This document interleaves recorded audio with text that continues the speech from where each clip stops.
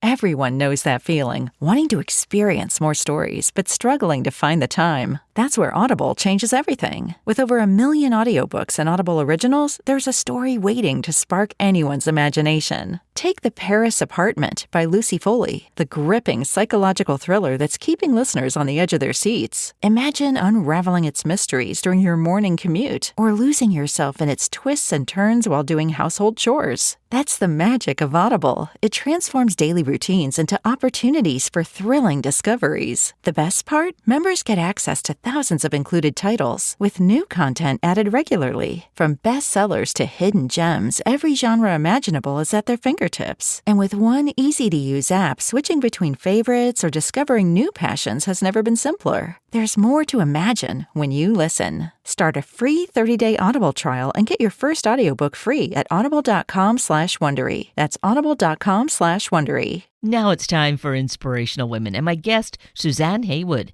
a successful civil servant, business executive, and now the author of an incredibly inspiring memoir, WaveWalker, Breaking Free.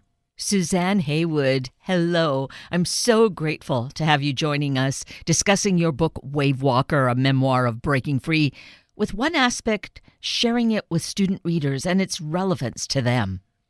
I hope it inspires people to keep educating themselves and to encourage their children to, because, many children will face obstacles getting an education. And the last few years have been very difficult for many children, but it's worth fighting your way through it because it can make a huge difference. Oh, absolutely. I'm just in awe of how you were able to do it. And thinking of a young child, I guess, again, I'm going to go back to the word that you used, resiliency, and how that is a very strong characteristic that really at a young age you were able to find within yourself, and not consciously, of course, but just somehow hold with it and trust and know who to find, that the few people that were there that you could rely on. I think that's right. I decided that education was the way in which I was going to escape from this boat that just kept on sailing and kept on sailing and kept on sailing, no matter what I did. And so I just kept on. So I started hiding myself on this boat. I started kind of finding a place, wrapping myself in a sail at the kind of front of the boat where nobody could find me, and studying. And it was very difficult because, of course, all I had was books. It was before the internet. So I was trying to kind of read through books. I was posting off letters whenever we got to a port and hoping that they would come back at the next port, but often they didn't because we would change direction. You're right, I tried to be inspired by some of the people who we met along the way, but a lot of the people in my world were not really academic people, so it was very difficult. I wanted to study science and maths. So I think what the kind of story shows is if you really want to do it, you can. You can find ways to do it. You can find people who inspire you to do it. And even in the most extraordinary settings, even when people around you aren't really doing a lot to support you, you can find a way to kind of get through it. I'm very glad that with my own children, I now have 3 children of my own. They haven't had to go through that, although, like many children, they've gone through schooling during COVID, which does have some kind of similarities to this. Yes. And that's another aspect of this, Suzanne, that I think is amazing, that given the very tough time that you had with your parents and how they chose their relationship really over taking care of their children, that still here you are, so grounded in being a good mother and having had a beautiful relationship with your husband, Jeremy, who I am so sorry that he's no longer with us. But there was this beautiful relationship you had that was completely diametrically opposed to what you had growing up. Yes, I was very conscious when I was going to become a mum that I needed to really think about what it was to become a mother, because my parents were never very protective of me. I mean, They were there the whole time when I was a child on the boat, but they were not ever really very protective of me or very kind of loving towards me. And as I they really saw me as somebody who could work on the boat, do chores on the boat. But I was seen, if you like, as a well, I was going to say a deckhand, although because I was a girl, it was also a very gendered environment. So I was expected to work down below. So I wasn't even a kind of deckhand. I was more of a kind of galley hand, I think. So I was very determined to be a very different sort of parent. And I kind of sat down and thought about it. And, for me, the kind of key things about being a great parent are unconditional love, which I never had from my parents, being there when your children really need you. And my parents often weren't there when I really needed them, and obviously spending enough time with them. And I'm very close to my three children. Sadly, as you say, my husband passed away a few years ago, so that's really brought us together as a family. I'm sure if my kids were here right this moment, they would tell you all the things that I don't do perfectly as a mum, like any mum. But somehow I've managed not to replicate my own parenting and the way in which I parented my children.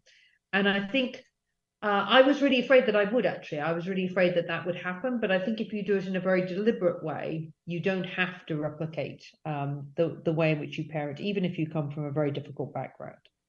Oh, isn't that key, to be deliberate, to really think about what you're doing rather than there's so much almost like a knee-jerk reaction that people go through and are controlled then by others, whereas being thoughtful, stepping back, that's what you really were doing through your entire life and you continue to do. That's right. I mean, people will find if they read the book, there's two wonderful characters in the book. I mean, there's various crew that come and go on this boat during this 10-year voyage, but a couple left a real imprint on me. One is somebody called Mr. Ray. I was always taught as a child I had to call him Mr. Ray. He was on the boat for about 6 months. Mr. Ray's still in my life, actually, a lovely man. He came on the boat for about 6 months. And the second one is somebody called Pam, who is a friend of my parents, who I only really met for a couple of weeks. She looked after me at the end of this terrible time I had in New Zealand when my parents effectively sailed away and left me with my brother. And when I became a parent, I remember actually thinking I'm going to channel some version of Mr. Ray and Pam, and they're the models for how I'm going to be a parent. And I think it's possible to do that. Maybe that makes you a slightly strange parent, but I mean, I just thought about the way in which they behaved to me, and that was what I wanted to replicate. I'm not sure that that's really strange. It's making choices, which I feel that's where, and here I am not a parent. I don't have children, but I have a niece and nephew. I have stepchildren. So I think there's that part of it about really being deliberate and looking at it and making choices. We're always making choices though, right? Whether we follow what we were doing or whether we find a better model and we think, that's what I'd like to be like. That's right. I think we make choices all the way through our lives. And that's why I think I made a choice, to be a survivor and not a victim. I made a choice to escape from this boat. And actually, I made a choice to write the story about the boat. I mean, that was a very difficult decision for me because I knew that when I wrote the story, which I always knew I needed to write because sometimes life just gives you a story. And I've written other books, but this was always the book I wanted to write. It was the story of my life. I mean, it's an incredible story of living on a boat for a decade and sailing to many extraordinary places. But I knew when I wrote this book, I was going to blow up whatever relationship I had remaining with my parents. So it was a big decision to do that. But again, I was very deliberate about it in that I decided that it was far more important for me to tell the tale and for me to, tell the tale honestly and to be able to share it with my children and my friends and the people I cared about than for me to hold on to a relationship which was a very poor relationship that I had with my parents, particularly in the last few years as things became more difficult and they became really very unhappy with me questioning my childhood. And isn't that interesting? Again, not wanting to be judgmental, but putting them then in that camp that just will take that reactionary kind of a knee-jerk reaction rather than as their child, can be so much more aware and questioning how to be and making choices. It's just so interesting But on the other side too, just so sad and tragic that they did not want you to share the story. Were they afraid that of what kind of outcome would come from this? I think they were afraid that they would be criticized for the decisions that they made. I mean, it's a pretty difficult decision to take two tiny children, 7 and 6 years old, on a boat and to keep them on that boat for a decade. And they always wanted to pretend that it was all fine, despite the fact that they knew I'd been very unhappy on that boat, that they knew I'd desperately missed friends and schooling. And, I'd really fought in the end to try and escape from this boat. They wanted to pretend that it was all okay. And they didn't really want that story to come out. And I do understand that. But on the other hand, it's my story to tell. And when I suffered through that experience, and now I want to share that story, and I hope that story inspires other people. And there's no reason why I shouldn't share that story. And actually, it's been an incredibly kind of positive experience to do it, not least for the reasons that you were talking about earlier, about encouraging other people who face difficult experiences to keep going, to educate themselves, and to think about resilience as well. Resilience is one of the things that I take from my childhood. And that's partly because I think I have learned to put things into perspective. And that is a huge asset, but one, of course, that we can all have. Not one I always do perfectly either. But I think, if you've been through a very difficult childhood, it does enable you to put the kind of day-to-day troubles that we all face into a little bit of perspective. Yes. Let's circle back to education, and it's so wonderful, again, to be bringing this to high schools, to speak to the students directly. And of course, you're being based in England. With these Zoom classes that are possible, of course, you can talk to students all over the world. And I hope that that's going to evolve from this when the book is introduced into their schools and they perhaps want to hear more about you. I hope that will happen. Is that actually something that's potentially happening? Yeah, I'm very happy to do that. I mean, what I've been doing at the moment is particularly working with charities that are trying to make sure that children get access to education. So there's a couple of wonderful charities I've been working with, one called Their World, another one called 30 Birds. They're working with children who are in situations where they can't really get access to education. I've also been to talk to some schools in the UK and to universities, but also to kind of groups of people in businesses as well, to talk to them about resilience, because there's many different dimensions of the story which are really interesting. And I'm very happy, if one of your listeners would like me to do a Zoom call and kind of talk about this, very happy to try and do that, because I think it does get into a really interesting conversation that hopefully will inspire people to think about education. And along those lines, I was just so inspired by your pursuit then of going to university. Here you've spent essentially what would be your entire educational school life on this boat, but trying to gather as much as you could. And you apply to universities and get accepted at Oxford, which seems amazing. But that in itself, too, well, share that story if you would. Yeah, so at this point, I was in New Zealand. As I mentioned earlier, my parents basically sailed away and left me and my younger brother in New Zealand. I was 16 at the time and he was 15. And I was absolutely determined to get to university. And some people have asked me kind of, where did that determination come from? Why did you just decide that you were going to do this, given that you weren't in a normal schooling environment? And, working with some of these children who are denied access to education like I was, at least some of them really, really, really become determined to educate themselves. And I think that there's two reasons for it. One is it is something that you can control in your life where you can't control anything else. You can try and teach yourself. And secondly, I think a lot of children do realize that education is a way out of a very difficult situation. So I was teaching myself by correspondence. I had some qualifications which I was trying to learn by post, which was very difficult, as I said, because I couldn't see a teacher. Obviously, I wanted to study science, so I couldn't go into a lab. It was very difficult. And then I wrote away to every university I'd ever heard of in the world. So it ended up being a lot of the quite elite universities, not because I thought I was elite, but because those were the only ones I'd ever heard of. And most of them wrote back and said they wouldn't consider me. I remember writing to Harvard. Harvard never wrote back, and I now realize that Harvard University, Harvard, America is not the correct address. But of course, I was making up the addresses because I was sitting in a hut in New Zealand. So the one university that wrote back and said that they really would consider me was Oxford, and they said write us a couple of essays, which I did, and then they said if you can get enough money to get yourself a one-way ticket back to the UK, we'll interview you. So I went and picked kiwi fruit in New Zealand, earned enough money for a plane ticket. My father gave me a small amount. I flew back to the UK and basically bet everything on convincing them in this interview that they should let me in, which amazingly they did. And they waived some rules to let me in as well, because I didn't have all of the kind of entry criteria.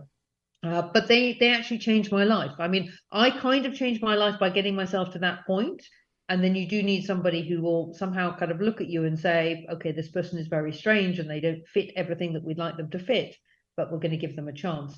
And that changed my life around, because I, went on from there to work with the UK government. I now kind of, work with big businesses. As you said, I kind of got married, 3 kids. My life turned around from that point. So I owe them a huge amount. Somebody kind of taking a bet on somebody, and somebody being incredibly determined that they're going to escape.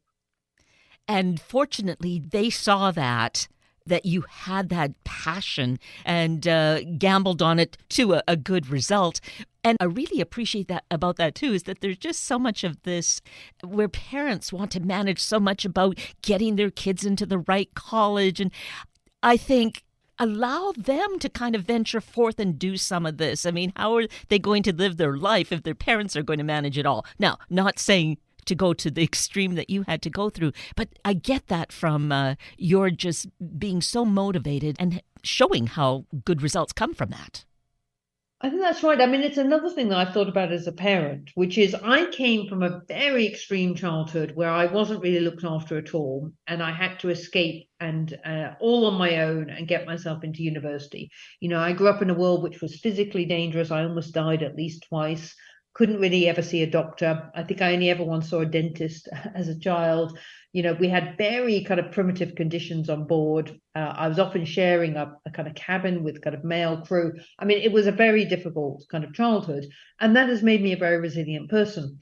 I don't want to do that to my children, but on the other hand, I'm very conscious that if I solve every problem for them, they're going to end up not being able to look after themselves. So, like a lot of parents, I try to kind of find a balance in between the two, not catch them every single time they're getting into a sticky situation, but being there when it really is problematic so that they're not on their own. And, many parents, I think, are trying to kind of figure out the way through that. And if we get it right, we will create children who feel looked after and loved, but also have a degree of resilience.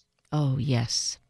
This book is so utterly amazing. And admittedly, when I first was reading it, it sounded intriguing. The first few pages for a little while were a little challenging, and then it was a page turner. It's so gripping. And as you say, Suzanne, just so many different aspects here for so many different readers that I feel we owe it to ourselves. We can learn so much, whatever our age is. More mature readers. It's just really a fascinating and epic tale, really. So it's just freshly out now, and so it's available at all of our favorite book sources, correct? That's right. It's just coming out, and I'm really excited. It's been out in the UK for a few months, and I'm really, really excited to see what people think. Yeah, I think hopefully people are going to love it, and hopefully people are going to take things away from it. Yes and yes, loving it and taking away so many messages and encouraging others to do the same. And people can follow you as well. You have a presence online, of course, right? I do indeed. So they can find me on kind of most social media. I'm trying to do my social media thing. I've got a website, so they can find me through that. And as I say, I'm very happy. I do my best to try and answer questions around the book and kind of what happened. And people can find stuff out online about it. In fact, if they look close enough, they'll find old articles from when we first set sail around the world. So this story goes back a long time, but a lot of the telling of it has been, by other people. This is the first time that as the child who was involved and had to escape from it, I've been able to tell my own story. And we I am so grateful that you follow that. You obviously have been following your heart and just being, I think, in a way, very gently strong, if that's a thing, where you've just persisted, you've known what's true, what's right, and followed it. And look at who you are and all that you have accomplished in your life. I think it's just amazing, and we can learn from you. Thank you so much. It's wonderful kind of talking to you. But no, I'm just so happy that the book is there. And I'm so happy by the reception that it's had. People seem to love it. And that, for a writer, that is the most wonderful thing of all. The idea that there are people out there reading this story and enjoying it and engaging with it is a fantastic thing. Well, thank you for bringing this to us. And of course, Suzanne, thank you for spending this time with us this morning. It's been just a very special and unique time. Thank you so much. Now let's meet Shanisty Ireland, a foodie blogger and mother of 5, to discuss food tips and savings for the holiday season. Shanisty Ireland, good morning. Thanks so greatly for being with us once again. Oh, I'm happy to be here. Thank you for having me. You're so welcome, and I'm really excited to have this segment with you because we're going to be talking about some food shopping and thinking about cost savings with all the holidays here and how to juggle all of that. And I think in your role as a food and lifestyle influencer, you have some great ideas on that for us. Yeah, so I think it's something that we have to really take into consideration. We're thinking about hosting perhaps for the holidays. We're thinking about Christmas shopping or holiday shopping, whatever might be on your plate. And those costs really add up. And something we maybe don't think about, it's not on the forefront of my mind, is the cost of the food and the drinks and everything it costs to host. So really cutting corners wherever we can and trying to save money, pinching pennies, is really going to be the best bet. And it really starts now in the preparation and the planning for all of that. And that is because, are we going to be seeing some coupons or sales that we should take advantage of? Oh, 100%. I mean, there's a lot of things we can't control. We can't control, of course, the cost of gas. We can't afford the cost of the prices at the grocery store necessarily, but keeping an eye out for those coupons, for those deals, sneaking in any kind of Black Friday deal where you possibly can. All of those things need to be on our radar, whether you have to set alerts on your phone or whether you have to be just scouring social media, looking for those deals, plugging them in, putting reminders in your phone to check out the daily deals at your favorite stores. All of that stuff is just going to be really critical when it comes to budget-friendly savings when it comes to the holidays. Okay, so some of that we're probably doing somewhat, but we need to be really consistent about it, especially at this time. Absolutely. And, when it comes to necessarily the grocery store, if you want to save at the grocery store, because, man, those costs can really add up, I have some tips. The very first one is to really shop your pantry first. Before you go grocery shopping, check the pantry, take an inventory. I can't even tell you how many times I've put olive oil down on my list, and then all of a sudden when I clean out my pantry, I'm like, oh, I had a giant thing of olive oil already in there. So making sure that you take an inventory of everything that you have, everything that you need. Doing meal prep ahead of time, planning out the meals as much as you possibly can. This goes for every single meal leading up into the holidays. I always joke to my kids when it comes to the week of Thanksgiving, and they're saying, what's for dinner? And I'm always like, you'll eat on Thursday. But, the little things we can do leading up to Thanksgiving and leading up to Christmas as well. Cutting back on meat whenever you can, maybe perhaps doing a meatless Monday or cutting back any way possible because meat, beef, chicken, pork, it's always really expensive, and it seems to become more expensive around the holidays. And then, of course, frozen foods, there's nothing wrong with that. Having your freezer stocked with some of your favorite frozen food options is also a great way to throw together a really quick and easy meal that doesn't really take a lot of time, and it doesn't really cost a lot either. Those are really brilliant ideas, and everything you're saying, we can all be nodding and saying, oh, yes, I've noticed all of those costs inching up and up. And when you say, having those meatless meals, it's actually in our good health, too. It is to our benefit not to be eating meat every single day. 100%. And, I know sometimes when I talk about having a meatless meal, people get a little freaked out by that. But If you just do it perhaps once a week, you don't go completely cold turkey on the meat if your family loves the meat, but just doing a meatless Monday, or perhaps on a Saturday you're not going to have the meat, or whatever it may be, you can find protein in other ways. In pork rinds, you can find protein in eggs. You can find protein in, any kind of superfood. There's so many different ways to get your protein in without having the high cost of meat. I mean, eggs is one of the cheapest ways nowadays to get protein, even though the cost of eggs is a little bit more expensive than it was a couple years ago, but it's still a fairly inexpensive way to get protein into your diet.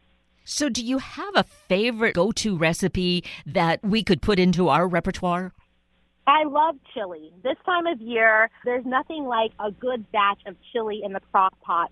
So what the recipe that I'm going to talk about today is Southern Recipe Small Batch Chili. If you're not familiar with this brand, Southern Recipe Small Batch Pork Rinds is a pork rind. It's packed with protein. It's keto-friendly, low-carb. And this recipe is actually going to call for the pork rinds inside the chili, so it's going to give it a little bit of crunch. We're going to have the kidney beans, the pinto beans, the celery stalk, onion, garlic, chili powder, a bunch of different seasonings. You could even have the Monterey steak seasoning as well, dashes of Tabasco, Worcestershire sauce, and also having the small batch pork rinds is there. You could top that on top of your chili to give it a nice little crunch, as opposed to having crackers or tortilla chips or whatever you may have. And it's just going to really make it super flavorful. You're going to, of course, throw that into a crock pot, or you can even put it on your stovetop, simmer for 1 hour. And there's nothing better this time of year than having a delicious warm bowl of chili.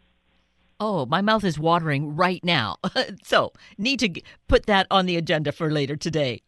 So I've talked recently or in the summer with the Queen of Hearts and that specialty line of dressings. And you use that in your food prep too, right? Yeah, Queen of Hearts is a wonderful, delicious salad dressing. It's absolutely superb. It's perfect for little salads. I also love to just do a little salad in a mason jar. A fun tip if you're going to do a salad in the mason jar, definitely put the Queen of Hearts dressing at the bottom and then stack your salad on top of that. That way your salad doesn't become super soggy with the dressing. But Queen of Heart is a wonderful, absolute brand. Their mission is to inspire people to dress their food for better health. They're healthier for the planet as well. It's a whole functional, flavorful flavor, and they're kind of just taking all of the bad ingredients out. It's a sustainable company, and they're extremely healthy. And not to mention, if you haven't tried these Queen of Heart salad dressings before, they're absolutely delicious and divine.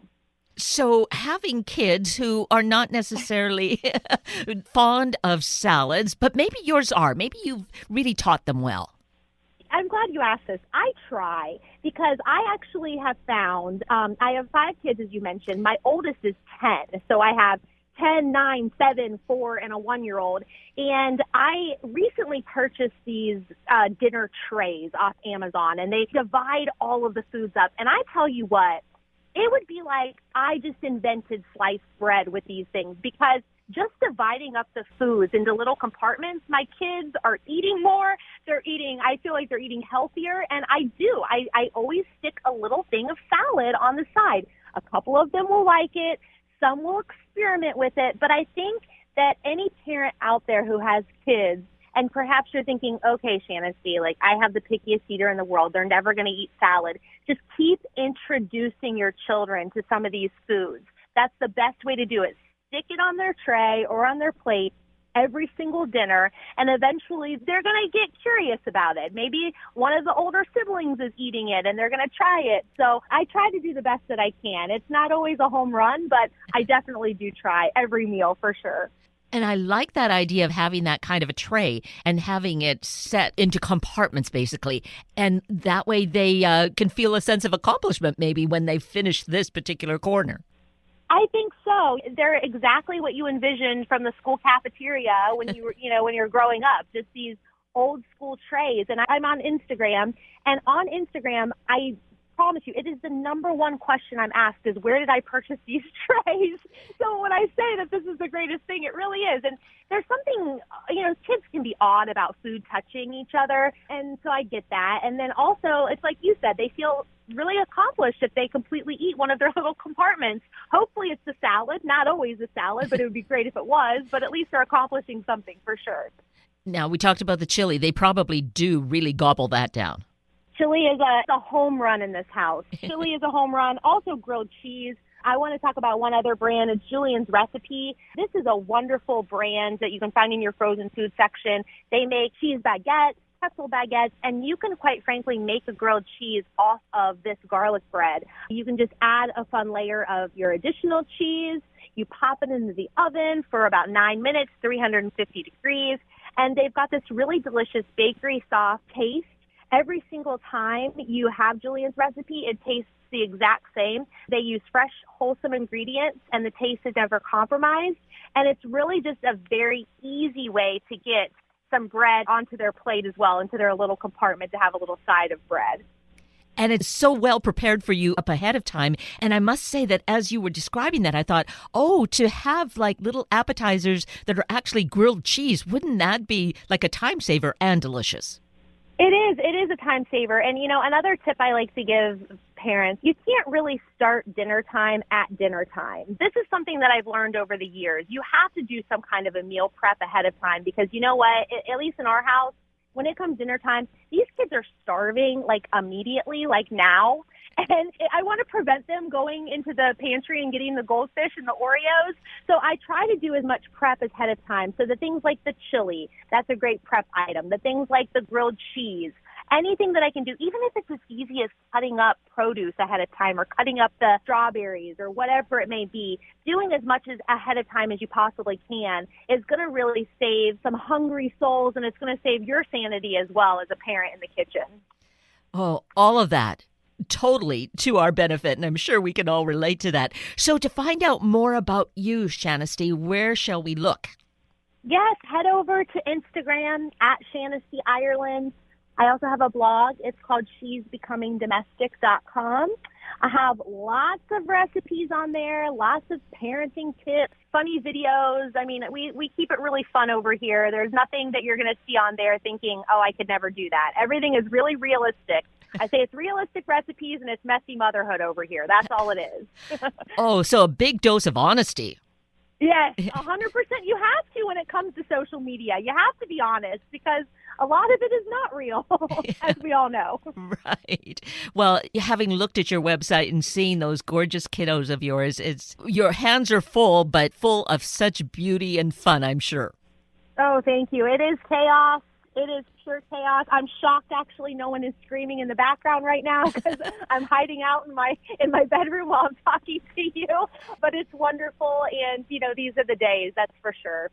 Well, you have made our day, I feel. We've gotten some good tips and hints on what we can do to navigate these coming weeks and make our life a little more bearable, too. So I'm so grateful to you, Shanisty, for taking time with us today. Thank you. It was my pleasure. Hopefully we'll chat again soon. Absolutely. That brings us to the end of a very full hour of Inspirational Women with Suzanne Heywood and Shanisty Ireland and Sunday Morning Magazine with Sandy Robertson. I'm Kate Daniels, your host, and I greatly appreciate your sharing this hour with me and these special guests. For details you might have missed or information you'd like to know, please just send me an email, kated@warm1069.com, and I will get right back to you. Also, if you'd like to listen again or to share these important stories with your family and friends, find the podcast on our Warm 1069 webpage. Just click on the podcast tab, then either of the show names, and then look for the guest names. I now wish you and your family a day of good health and good connections with self and with family. Have a week of the same, and then please plan to join me again next weekend for another hour of Sunday Morning Magazine and Inspirational Women on Warm 1069. Good morning and big wishes for a special Thanksgiving time.